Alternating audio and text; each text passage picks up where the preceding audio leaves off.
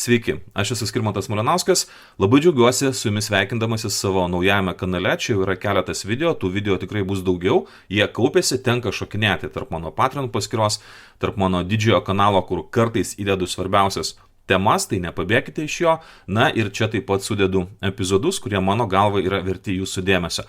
Vienas toks dabar, ką tik tai grįžau iš Ukrainos ir kai sakau ką tik tai iš tikrųjų taip ir yra.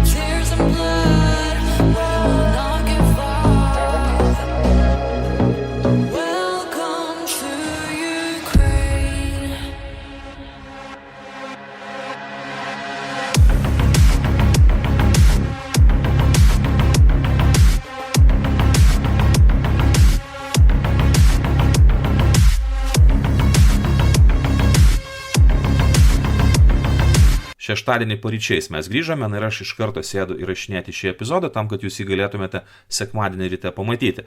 Na ir mes pasikalbėsime apie Ukrainą, kaip ten gyvena žmonės, koks jausmas yra, kai tau yra atjunginėjama, pavyzdžiui, 6 valandom per dieną elektra, kaip prie viso to prisitaikoma, ar yra laukiama puolimo vakarų Ukrainoje, kalbama apie Baltarusijoje sutelktas kariuomenės pajėgas Rusijos, bet mes pirmiausia turėtume kalbėti ne apie tai, apie ką kalbama visur. Įsijunkite televizorių, portalus, jūs rasite aibę informacijos tą temą ir aš nenoriu kartotis.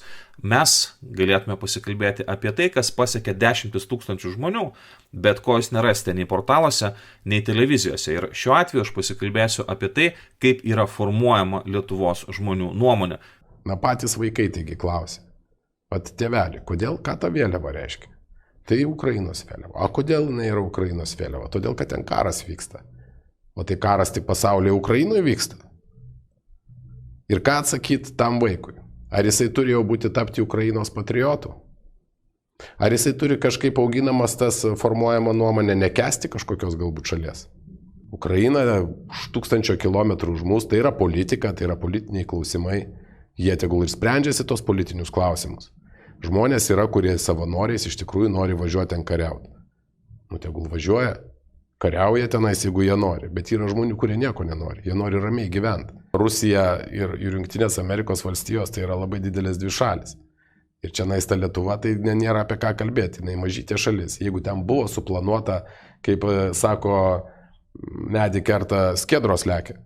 Tai čia tos skiedros ir būtų tos nedidelės šalis. Jeigu buvo suplanuota, tai sakysim, ar tu rėksi garsiai tave nuneš, ar tu nerėksi tave nuneš.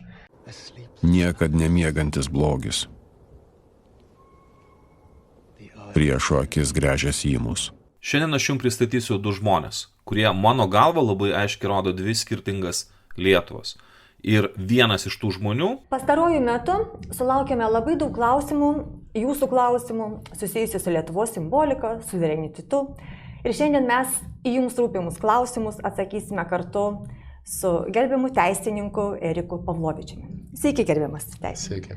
Taigi, 2 garbūs pašnekovai, kuriuos žiūri 10 000 Lietuvos žmonių, dabar spręs Lietuvos suvereniteto klausimus. Ir kai aš sakau garbūs žmonės, aš visiškai nejuokauju. Štai čia jūs matote garbius Kauno advokatus, kontora Gustainis, Pasenka, Sirvydis, Vaicekauskas ir partneriai. Tarp jų įsitaisęs Erikas Pavlovičius, kurį jūs galite rasti portaluose, pirmose laikraščių puslapiuose. Portaluose netgi žymos sukurtos, raktažodžiai Erikas Pavlovičius, Lietuvos teisininkas, advokatas. Tiesa, portalui 15 min reikėtų čia paredaguoti informaciją, kuri netiksli, nes Erikas Pavlovičius nėra joks advokatas. Advokatu Eriką Pavlovičių melagingai vadina ir Kremliaus propagandistai. Na štai rašoma 19 metais sausio 16 dieną.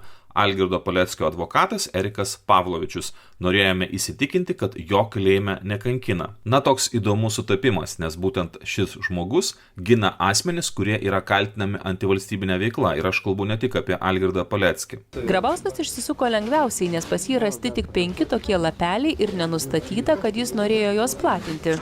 Tokią praktiką galima formuoti, jeigu draudžiama kažkokia informacija arba net, sakysim, draudžiama simbolika, būtų surasta ir neįrodytas tikslas.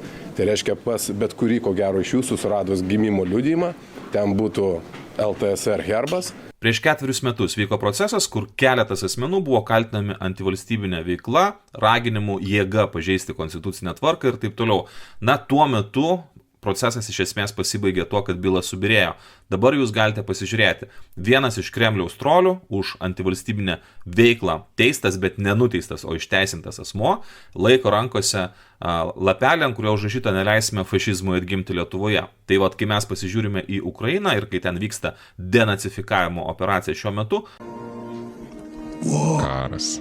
mes galime šiek tiek kitaip pasižiūrėti į tas grėsmės ir pavojus. Na ir Pavlovičius ar Pavlovičius vėlgi pristatomos advokatu, nors jis advokatu nėra ir nebuvo nei tada, nei dabar. Jis iš tiesų dirba minėtoje kontoroje, Gustainis, Pasenkas ir Vydis Vaicekauskas, tačiau jis yra tiesiog advokato padėjėjas. Tai čia yra vienas iš garbių pašnekovų, dirbantis tikrai geroje Kauno advokatų kontoroje, advokatų padėjėjas.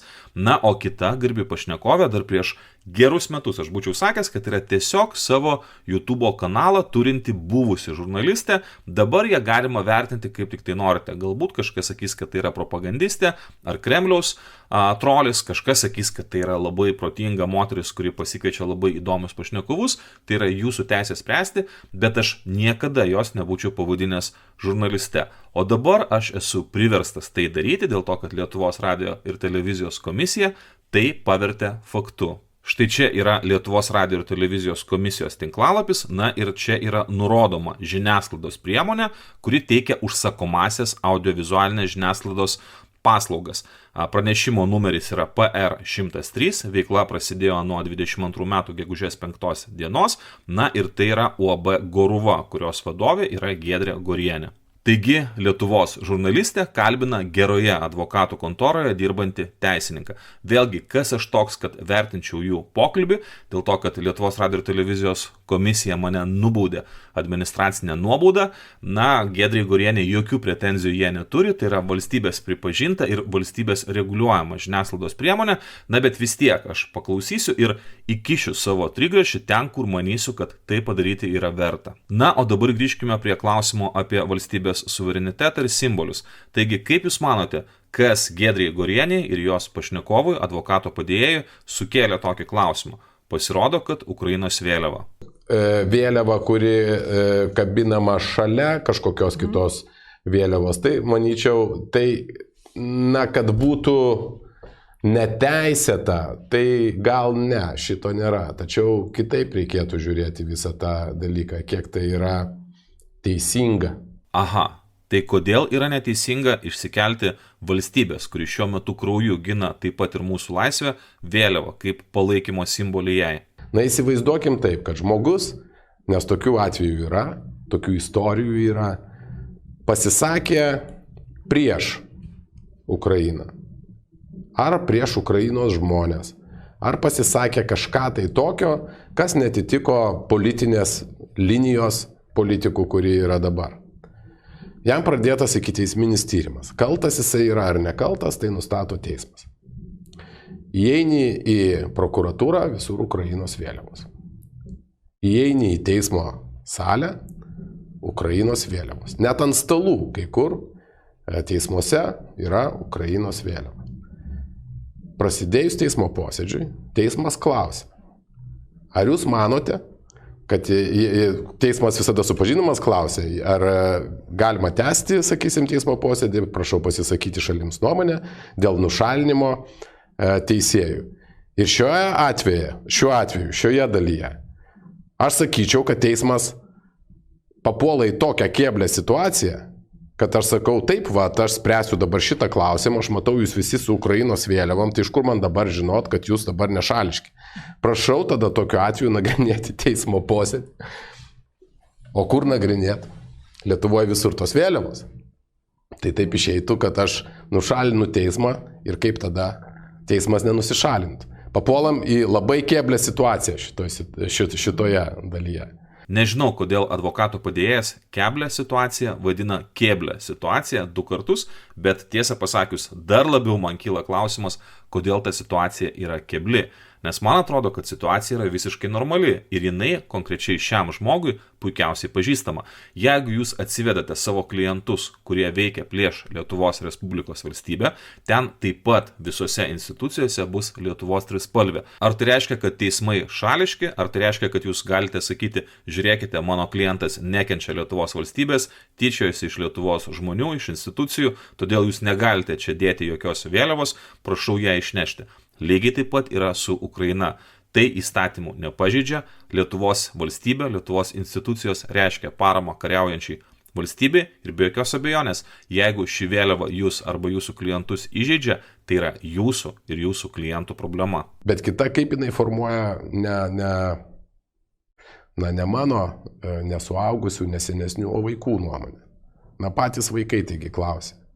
Pat tėveli, ką ta vėliava reiškia? Tai Ukrainos vėliava. O kodėl jinai yra Ukrainos vėliava? Todėl, kad ten karas vyksta. O tai karas tik pasaulyje Ukrainoje vyksta. Ir ką atsakyti tam vaikui? Ar jisai turi jau tapti Ukrainos patriotu? Ar jisai turi kažkaip auginamas tas formuojama nuomonė nekęsti kažkokios galbūt šalies? Ar visgi, kaip tai sustiprina patriotiškumą Lietuvos Respublikos piliečių? Na, apie viską iš eilės. Pirmiausia, kai kokioje nors diskusijai kas nors išsitraukia argumentą, o kaip tai paaiškinti mūsų vaikam, aš visą laiką sakau, jūs turbūt esate prastas tėtis arba prasta mama. Todėl, kad vaikam viską paaiškinti reikia lygiai taip pat kaip ir suaugusiam. Paprastai, tiesiai šviesiai vaikai tikrai supras. Dabar, jeigu manęs, mano pavyzdžiui, dukra paklaustų, o ką pasaulyje daugiau karų nevyksta, aš jai sakyčiau, taip, pasaulyje vyksta daug karų, pasaulyje vyko karai, ir jie vyks ateityje. Bet kai mes kalbame apie Rusijos-Ukrainos karą, Rusijos agresiją Ukrainoje, mes pirmiausia kalbame apie Lietuvos saugumą taip pat. Ir Ukraina ginasi ne tik pati, viskas vyksta šalia ir mes lygiai taip pat padėdami Ukrainai padedame savo. Na ir aš, jeigu vis tiek nesuprastų mano dukra, sakyčiau, žiūrėk, Lietuvoje yra 100 000 vaikų, pasaulyje yra milijardai vaikų. Bet tu man esi vienintelė. Kita dukra man taip pat yra vienintelė. Žmona man yra vienintelė. Mano tėvai man yra vieninteliai. Ir natūralu, taip yra sukurtas žmogus. Man rūpi tu. Man rūpi, kas vyksta tavo kieme, kas vyksta tavo klasėje, kas vyksta tavo mokykloje. Man tai rūpi kur kas labiau negu tai, kas vyksta kitame Lietuvos mieste arba kitoje valstybėje, kitame žemyne. Antras nuskambėjęs klausimas, ar mūsų vaikai būtinai turi būti Ukrainos patriotai. Tai vėlgi matosi, kad žmogus, kalbantis dideliai auditorijai, net nelabai sąvokų supranta, kurias pats naudoja. Atsiverčiam visuotinę lietuvių enciklopediją, štai kaip patriotizmas apibrėžiamas. Patriotizmas, graikiškai patriotės, tėvynainis, dorovinis ir politinis principas, socialinis jausmas atspindintis tėvynės meilę, prisirišimą prie tėvynės. Ukraina nėra nei mano vaikų tėvynė, todėl čia žodis patriotizmas tiesiog netinka. Bet kai klausima, ar tai kaip nors didina Lietuvos žmonių patriotizmą, šitos Ukrainos vėliavos ir priminimas, kas vyksta Ukrainoje, be jokios abejonės. Todėl, kad mes perėjome per lygiai tą patį. Mes taip pat kentėjome nuo Rusijos agresijos, mes buvome okupuoti, mes buvome Sovietų sąjungoje, mes buvome carinėje Rusijoje, žuvo žmonės, vyko sukilimai ir taip toliau. Man vis tos temos užkliūna visą laiką, kas liečia LGBTQ. Įdomu, kodėl. Ir visos televizijos buvo tuo metu, kurios tiesiog skandavo tokį vieną teiginį, tilpsime visi. Na, šioje dalyje, manyčiau, žmonių yra visokių. Yra žmonės, kuriems netinka Ukrainos vėliava dėl skirtingų priežasčių. Yra žmonių, kurie nepalaiko galbūt Ukrainos. Yra galbūt tokių, o kodėl? Aš dabar susimąsčiau. Šitas advokato padėjėjas, žmonės, kurie nemėgsta Ukrainos, kuriuos erzina Ukrainos vėliavos, ką tik tai prilygino seksualiniams mažumoms? Tas pyderas mano, kad gali stoti prieš Raudonąją armiją. Bet ateina ir sako iš ES, mūsų vertybė yra LGBTQ. Ir jeigu jūs, žinokit, neprisiimsite šito įstatymo, mes užsukam jums kranus. Dabar supratau. Kalba yra apie paprastą ir labai dažnai naudojamą Kremliaus propagandos metodą, kuris vadinasi klaidinga analogija. Tai yra, pavyzdžiui, Rusija sako, mes esame tradicinių vertybių šalis, mums labai svarbu religija, šeima, tėvynė, bet kai tu pradedi žiūrėti, ar tai iš tikrųjų taip, tu pamatai, kad tai yra visiškai priešingai. Šalies vadovas, prezidentas yra išsiskyręs, niekas nežino, kiek jis turi meilužių, niekas nežino, kiek jisai turi vaikų, jis tos informacijos visuomenį neatskleidžia. Šalies cerkvės vadovas, jisai laimina žudimus kaimynų, jisai pats maudosi prabangoje, jisai pats turi KGB šleifą ir taip toliau. Cerkvė nėra atskirta nuo valstybės, tai yra iš esmės režimą aptarnaujantis instrumentas, nors vėlgi taip neturėtų būti. Ta tauta, sakysim, pas mus jau yra tiek suskaldyta, pradedant greičiausiai nuo vienalyčių santokų, pereinant prie vakcinų tokio galimybės pasų ir dabar dar tos vėliavos. Jūs vėl matote, kaip naudojamas klaidingos analogijos metodas.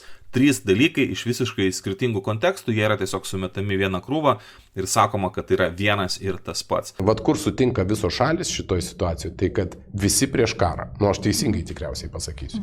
Čia visi sutiks su tuo. Tikriausiai visi pasakys, kad niekas nenori, kad mirtų kažkokie tai žmonės. Visi. Tai yra dar vienas akivaizdus melas, kuris labai naudingas Kremliui. Būtent taip kalba Huilo, ir jo propagandistai. Jie sako, žiūrėkite, niekas nenori karo. Akivaizdu, kad jeigu tu nenori karo, jeigu tu nenori žudyti savo kaimynų ir nenori, kad tavo šalies piliečiai dėtų savo galvas kaiminėse teritorijose, be jokios abejonės tu karo tiesiog nepradedi. O dabar vėlgi visiškai akivaizdu, yra labai daug ukrainiečių, kurie neteko savo namų, savo artimųjų ir jie trokšta Putino mirties. Kiekvienas okupantas paguldė savo galvą jų teritorijoje, jiems sukelia tik džiaugsmą, nes jie gina savo valstybę. Lygiai taip pat mes matome orkus, mes matome tuos pačius orkų karo vadus, politinius vadus, kurie siekia, daužydami civilinę infrastruktūrą, siųsdami vis naujus ten mobilizuotusius, jie siekia kuo didesnių aukų Ukrainoje. Žmonės yra, kurie savanoriais iš tikrųjų nori važiuoti ten kariauti. Tegul važiuoja, kariauja tenais, jeigu jie nori, bet yra žmonių, kurie nieko nenori, jie nori ramiai gyventi. Jie nori ramiai, sakysim, daryti verslą, jie nori iš ryto eiti darbą, grįžti vakare, auginti vaikus, mokėti valstybei mokesčius. Kažkaip ta šalis turi laikytis, ar mes čia visi kariausim dabar. Vėlgi, kaip yra perteikiama žinutė auditorijai. Yra sakoma, jeigu kažkas nori kariauti, tai jie gali važiuoti ir kariauti. Žodis nori. Kaip jūs manote, kiek yra žmonių, kurie norėtų rizikuoti savo gyvybę, kurie ten šaltų apkasuose, kurie nevalgytų tinkamai, kurie nematytų savo šeimos ir galbūt rizikuotų niekada nepamatyti savo žmonos ir vaikų. Kaip jūs manote, ar daug tokių žmonių? Žmonės važiuoja ne todėl, kad nori, žmonės važiuoja todėl, kad jie privalo ginti savo valstybę, o jeigu važiuoja iš Lietuvos į Ukrainą, tai padeda Ukrainai gintis, lygiai taip pat gindami ir mus visus. Ir čia yra vėlgi klaidinga analogija, nes sakoma, vieni nori kariauti, o kiti nori taikiai gyventi, nori mokėti mokesčius, nori ten su savo šeimomis laiką leisti. Aš manau, kad visi nori taikiai gyventi, visi nori su savo šeimomis saugiai savo valstybėje leisti savo dienas, bet jeigu tu nesiginsi nuo priešo, tu negalėsi saugiai ir ramiai gyventi, tu paprasčiausiai neturėsi valstybės. Nuolatinė dislokacija tik tai išimtinai skirtinai Jungtinių Amerikos valstijų karių neturėtų čia būti. Kad ir kaip aš būsiu nepopuliarus pasakęs dabar šitą, nes tai prieštarauja mūsų konstitucijai. Mums reikia tiek karių ir tokių karių, kiek galvoja, kad Lietuvos Respublikos žmonės gali apsiginti, nepulti. Tai yra viena. Ir antras yra, kaip pamėgtas politikų žodis, atgrasyti. Man tai atrodo paerzinti, o ne atgrasyti savo kaimyną. Niekas čia nepuolė ant mūsų ir nesiruošė pulti. Štai kalba garbus Kauno teisininkas apie tai, kad Lietuvoje neturėtų būti JAV karių, nors Jungtinių Amerikos valstijų kariuomenė yra stipriausia pasaulyje ir tai yra didžiausia mūsų saugumo garantija. Jungtinių Amerikos valstijų piliečiai su savo ginkluotė, su savo žiniomis čia mūsų teritorijoje. Jisai sako, žiūrėkite, tai nėra joks atgrasimas, tai yra erzinimas. Tai čia rimtai? Žmogus sako rimtų veidų, kad Rusija niekada mūsų nepuolė ir pulti nežada. Kai mes nuolatos buvome puolami Rusijos, buvome labai ilgą savo istorijos laikotarpį okupuoti, vos prieš 30 mečius mes paskutinį kartą išsilaisvinome iš okupacijos, kai Rusija yra puolusi daugelį savo kaimynų, kalbant ir apie Sakartvelą, dabar tai yra Ukraina, ten žuvo šimtai tūkstančių žmonių ir žmogus sako, ne, Rusija jokių planų mūsų pulti tikrai neturi ir mes turėtume jaustis visiškai saugus. Mes patys savo visuomenę nustūmėm į tokį, sakysim, aklavietę su savo kaimynais, kad jie dar, mes patys negalėsim peržengti turbūt save, pasakyti, kad, nu gerai, pažaidėm karą, gana čia vienu žodžiu, duokit naftos dabar arba duokit dujų, šito greičiausiai nebus ir jau nebus labai ilgai ir mes turėsim pirkti ženkliai brangesnės dujas, ženkliai brangesnę naftą, nu kažkaip priprasim, nežinau, gal išgyvensim, bet klausimas yra tada kitaip. Jeigu mes pirksime brangius energetinius išteklius, juolab, kad kapitalo pasaulyje, aš ne verslininkas esu, tik tai aš galvoju, kad jeigu yra vakumas, tai jis greit užpildomas yra. Na, sakysim, pradės čia vežti iš visų kampų mums, siūlytis visokius energetinius išteklius į šitą laiviuką, kurį mes turim. Ir tos energetinės kainos iškils pas mus visus. Na, iškilo kainos. O kom biudžetą užpildysim? Na vėlgi, mano bendramžiai ir vyresni žiūrovai turbūt puikiai prisimena, kiek Lietuva mokėjo draugiškai Rusijai, kai pirko iš jos ir tik iš jos, pavyzdžiui, gamtinės dujas. Mes mokėjome bene didžiausią kainą ES, paskui kreipėmės dėl to į arbitražą. Na, o dabar galime pasižiūrėti, kaip atrodo dujų kainos šiuo metu. Štai čia, mėlyname fone, skaičiai, tai yra kaina šiuo metu gamtinių dujų. Na ir mes galime pasižiūrėti į 25 metų laikotarpį. 2005 metai, 2008 metai, vėlgi pati krizė, pats pikas, na ir galų gale prasidėjus karui Ukrainoje. Jūs matote, kaip kilo kainos dujų ir kaip jos nusileido šiuo metu. Yra Kremliaus tiražuojamos melas ir mitas, kad Europa neišgyvens be pigių rusiškų dujų. Jos niekada nebuvo pigios, tai yra Rusija visada prekiavo tokiomis kainomis, kokiomis jai leido prekiauti pasaulinė rinka. Šiuo atveju Rusija nebeturi kur dėti savo naftos. Galite pasižiūrėti, kiek kainuoja Urals nafta. Tai yra beveik dvigubai pigiau negu, pavyzdžiui, Brent nafta. Kodėl mane etika turi saistyti? Kodėl mane, pavyzdžiui, yra advokato etikos kodeksas ir aš privalau jo laikytis. Kodėl jo neturi laikytis Dabrovolska? Sakysim, kalbėdama ant profesoriaus įvairiais žodžiais. Išrenka kūrėją, kuris nuogas, sakysim, pikiruojasi kelnes nusiėmęs, prieš tai tų laidų belenkiek yra ir matosi, kad jisai žmogus, na, šiek tiek neadvokataus elgesio. Tai kaip tai turėtų atrodyti toks žmogus LRT apdovanotas? Tai kaip aš atrodysiu tada teismo salėje nusimdamas kelnes ir demonstruodamas savo genitalijas, vadinkim taip. Būdamas advokatų įrodinėsiu, kad sakysim, žiūrėkit, vat aš teisus. Ir tai su etika čia nieko nebus. Na, mane greičiausiai nubaus. Arba jeigu teisėjas ateis su treningu į darbą, su auksinė grandinė kokia nors. Taigi, arba tatuiruotas visas, ar ne? Taigi, na, irgi atrodys neleis etikos kodeksas. Čia daug dalykų yra prisakyta, aš jau dabar visų nekomentuosiu, tiesiog gaila ir jūsų, ir mano laiko. Jaučiuosi tikrai pavargęs, reikia išsimiegoti, bet aš garantuoju, kad niekur nėra nurodyta, jog teisėjai negali turėti tatuiruočių. Aš garantuoju, kad tikrai Lietuvoje yra teisėjai, kurie tatuiruočių turi. Na, yra teisingumo ministrė, pavyzdžiui, kuri tatuiruotės turi. Ir kaip tai yra susijęs su etika, aš nežinau, na, nebent tu išsitatuiruotum ten Putino galvą arba kokį nors ten satanistinį simbolį, galbūt tada tai sukeltų klausimų. Antras dalykas, kalbama apie tą pačią teisingumo ministrę, kodėl jinai nesilaiko advokatų etikos kodekso. Tai vėlgi, jinai yra teisingumo ministrė, jinai nėra advokatė, čia yra tas pats, kas klausti, kodėl jinai nesilaiko Hipokrato priesaikos ir panašiai. Na, žmogus tiesiog nesigaudo, bet pabaigai aš norėjau paliesti, štai jisai kalba profesorius, jam labai patinka profesorius, jisai gina profesorių. Kas tas profesorius? Kalba yra apie Igną Vėgėlę. Kada būdavo teisininkų vakarėliai kažkokie, sakysim, kaip jisai sakydavo, šiandien pagonų nenešiojam, tai subordinacijos nebūdavo, jisai leisdavo visiems kolegom ir tu įkreiptis. Ir čia viskas gerai, jisai su visais susilygindavo ir bendraudavo. Tačiau darbas yra darbas, be abejo, jisai profesorius, jisai būdavo tos pokalbiai su jo kreipimasis į jūs. Taigi čia tiek būtų apie jį, kiek aš jį žinau. Taigi Vėgėlė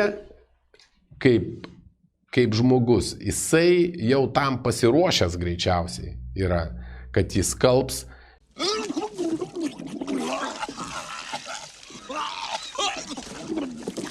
Tai kas, jeigu ne jūs pats?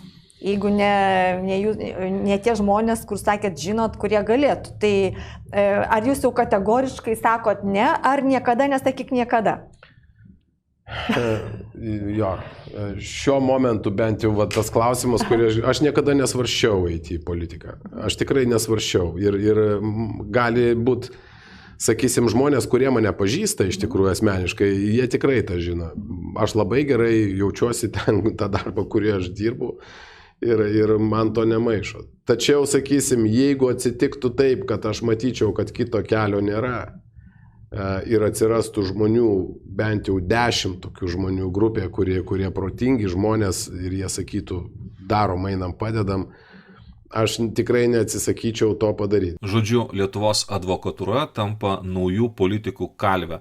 Na, įdomus tie politikai, beje, kai žmogus sako, aš niekad neplanavau, bet jeigu atsiras bent 10 rėmėjų, tai aš tikrai tai padarysiu, aš žinau, kas galėtų būti tie 10 rėmėjų. Tegul ateina Paleckio laimi, visa partija su visais žmonėmis.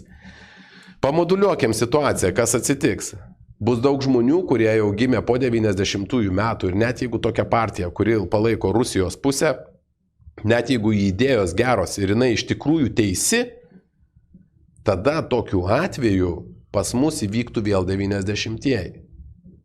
Ir mes apie 20 metų, aš įsivaizduoju, graužtume baronką.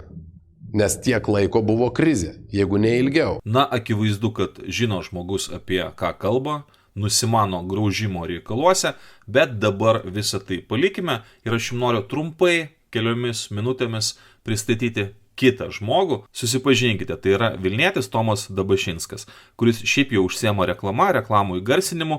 Na ir mums jau teko su juo važiuoti į Ukrainą, kai man reikėjo vairuotojo, jisai padėjo. Na, o dabar, kai jam reikėjo pagalbos, padėjau vairuoti aš, prisidėjau ir visais kitais būdais, kiek tik tai galėjau. Tačiau mane labiausiai nustebino tai, kad jisai jau ne vieną automobilį nuvežė į Ukrainą pats, važiavo pirkti automobilius net į Švediją. Na ir kas mane dar labiau nustebino, tai yra, kad žmogus, kuris šiaip jau nėra nei vlogeris, nei šiuo metu labai plačiai žinomas Lietuvoje, jisai sugebėjo mobilizuoti kitus tam, kad galėtų padėti Ukrainos kariuomeniai. Na, pavyzdžiui, muziejininkai Lietuvoje tikrai nėra patys turtingiausi žmonės, bet didžiąją dalį šio automobilio apmokėjo Žemaičių muziejo Alka darbuotojai. Tai mes žinome, kad yra Kaune Rumšiškės, toks etnografinis muziejus, Žemaitijoje jis yra mažesnis, tačiau jį tikrai verta aplankyti, na ir jo darbuotojai atsisakė naujametinės šventės, o tuos pinigus skiria labai kilniam tikslui. Vėlgi, aš paklausiau Tomo, aš niekur nedalyvavau, prisijungiau paskutiniu momentu, taip pat skiriau tiek, kiek galėjau savo paramos ir skiriau savo laiką, tai yra nuvažiavau kartu su juo, na ir vėlgi, negalėjau tiesiog atsisakyti, kažkada jis padėjo man, būtų labai negražu iš mano pusės atsisakyti, nors dabar savo važinėjimus pats esu gerokai pristabdęs. Na, bet vėlgi paklausiau, o kaip tau pasisekė ir tą automobilį nupirkti ir tiek paramos surinkti. Jisai sako labai paprastai, na, pavyzdžiui, aš paėmiau ir perskambinau visus saldainių gamintojus ir paklausiau, gal kažkas galėtų skirti savo produkcijos tam, kad ją būtų galima nuvežti į Klaipėdą.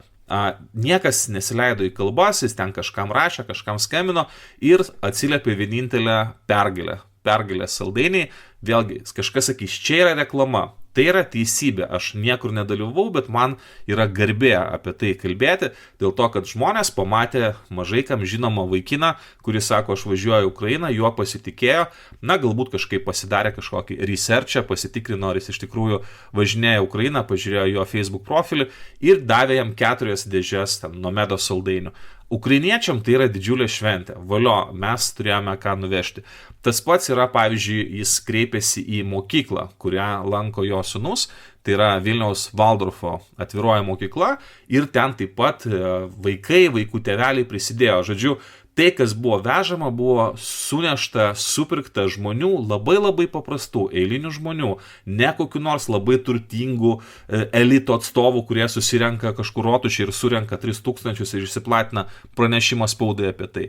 Ne, man tai yra neįtikėtinai žavu. Va, tai yra ta Lietuva, kurią aš visiškai tikiu, pasitikiu, kurią aš myliu. Ir aš galvoju, kad labai norėtųsi tikėti, kad tai ir yra didžioji Lietuvos dalis. Kad tai, apie ką aš kalbėjau pirmoje šio epizodo dalyje, yra kažkoks nesusipratimas. Kad tai yra paraštės. O tie žmonės, kurie supranta, kas šiuo metu vyksta Ukrainoje, na, jie iš tikrųjų yra dauguma, jie yra Lietuvos širdis, jie yra Lietuvos branduolys. O kas vyksta Ukrainoje, labai trumpai. Nu, va taip atrodo. Taip atrodo tamsus namai, nors už lango šviesu, tačiau nėra elektros. Na ir vėlgi žmonės gyvena štai tokiomis sąlygomis. Kai mes atvažiavome į Lvivą, mus pasitiko tamsa. Vėlgi įdomu, kai kur miestas yra apšviestas, kai kuris yra visiškai tamsus ir kai kur mes matome, kad pavyzdžiui degalinėse arba parduotuvėse elektra yra. Pirmiausia, aš nesupratau, kaip taip gali būti, kodėl nedega, na pavyzdžiui, stotelio apšvietimas arba sankryžo apšvietimas, netgi šviesoforai neveikia. Paskui man paaiškino, kad štai degalinių arba privačių parduotuvių savininkai naudoja generatorius. Ir generatoriai yra iš esmės visur. Mums sugedo automobilis, jis dar sugedo Lenkijoje, bet mums reikėjo susitaisyti Ukrainoje. Vėlgi, servizas veikia, nors elektra yra pilnai išjungta. Kodėl? Todėl, kad veikia generatorius. Na, pabandykite įsivaizduoti taip užžiantį generatorių kur nors daugiabučio balkone. Aišku, čia žmonės, kurie turi nuosavus namus arba kažkur kaime gyvena, tikrai turi pranašumą. Vėlgi, žmonės pripranta, mes kalbėjomės, patiems teko tai patirti, na, vat ateina SMS žinutė, jum nuo 9 valandos ryto iki, pavyzdžiui, ten 6 valandų ar 5 valandų vakaro elektros energijos nebus. Na tai ką tai reiškia? Tai žmonės įsijungia arba kažkokius akumuliatorius arba generatorius, apšvietimas yra, ten telefoną pasikrauti galima, interneto nėra, bet nėra ir tokių dalykų kaip, pavyzdžiui, šaldytuvo arba elektros plytelės arba jau nekalbu apie skalbimo mašiną. Netgi jeigu yra gręžiniai ir ten yra pompa elektrinė, irgi jinai yra išjungiama, nes tai yra per daug imlu elektros energijai, ten jokių generatorių neužtektų. Žmonės prisitaiko, bet aišku, nuovargio yra labai daug, yra žmonės, kurie ten metus nematė savo šeimų, kur ten žmonos su vaikais ten persikėlė į Lenkiją ir į kitas šalis, taip pat ir į Lietuvą, patys esame ne vieną žmogų atvežę. Žodžiu, visi kovingos nuotaikos, visi žiūri, kas bus toliau. Dabar vėlgi kalbama apie tai, kad žiūrėkite, ten Baltarusijoje telkiamos karinės pajėgos, ten Rusija naują smūgį ruošia, na bet sakoma, ateikite, mes laimėsime ir vėl. Visi prašo, sako, na kodėl mums neduodama pakankamai technikos tam, kad mes galėtume įveikti priešą. Žmonių mes neprašome, žmonių mums netrūksta, bet be jokios abejonės, jeigu mes neturime pakankamai technikos, kad galėtume rimtai kontratakuoti, mums tai yra labai didelė problema, kuri kainuoja gyvybės. Karinės technikos kolona, šarvuoti automobiliai, kurią matėte užfiksuota Lenkijoje, ir Lenkija tikrai labai stipriai padeda Ukrainai. Mūsų šiame fone labai kuklus automobilis, visureigis, keliauja į Bachmutą. Vėlgi tai turėjome parodyti laišką, į kokį dalinį konkrečiai jisai keliauja ant sienos. Tikrai tikimės, kad jisai padės Ukrainai apsiginti ir įveikti priešą. Na, nežinau, ką čia dar reikėtų pasakoti, galbūt tik tai tiek, kad šį kartą nebuvo laiko kažkur sustoti. Anksčiau mes nakvodavome viešbučiuose, stengdavomės iš tikrųjų pailsėti. Šį kartą važiavome be poilsio rimto, tiesiog sustojame pas savo draugus Ukrainoje, na, bet šį kartą ir automobilis buvo kiek patogesnis, važiavome autobusiuku, su kuriuo ir grįžome, palikome visureigį, na, ir buvo galima skirtingai negu lengvajame automobilyje, kur visi jautėmės kaip silkės statinėje, čia buvo galima šiek tiek pamiegoti. Nu, žodžiu, mes taip esam įsipatoginę, kai miegam, vienas vairuoja, kitas pamiega, tai pavydėkite mum ir greit pasimatysim. Tiesa, dar labai dėkui Rimantei ir Vytautui Stepams, vėlgi jeigu žiūrite šį kanalą, tai juos jau pažįstate, jų legendinės dėžutės labai pravertė ir vėl. Viačeslavas Mickevičius, Slavka, vėlgi dėkui labai už krosneles, kurios ten visus nudžiugino šaltuoju metų laiku. Žodžiu, daug labai gerų žmonių, tai galbūt pagrindinis šio epizodo akcentas ir yra būkime geri, būkime mažiau tokie kaip žmonės pirmoje šio epizodo dalyje ir būkime labiau tokie kaip žmonės antroje šio epizodo dalyje. Ir pas mus kiekvieną dieną per žinias, bet kokį portalą atidarykite ir tenai visos žinios iš Ukrainos, karas, kas vyksta, kiek nuėjo, kiek tenai, nu, visą karo darbotvarkę. Bet Lietuvoje toks psichologinis karas vyksta. Ukrainiečiai moka savo gyvybėmis. Na, ką mes galime padaryti, tai jiems padėti ir nepralaimėti štai tokio psichologinio karo, nes tai, apie ką kalba šie veikėjai, yra psichologinė informacinė ataka. Tai yra bandymas kažkokiu būdu palaužti palaikymą Ukrainai, bandymas įrodyti, kad Rusija čia yra teisi, bandymas įrodyti, kad niekas nenori karo, kad jeigu lietuviai važiuoja padėti arba juo labiau kariauti Ukrainos pusėje, tai čia dėl to, kad jie taip nori, o ne dėl to, kad tai yra būtina, kad čia visiškai ne Lietuvos reikalas, ne eilinių paprastų žmonių, kad čia kažkokia politika, į kurią veltis nereikėtų. Ne velnio, nepasiduokite tokiom provokacijom. Viskas, tai yra tai, kuo aš su jumis norėjau pasidalinti, einu pailsėti, mes pasimatysime, iki.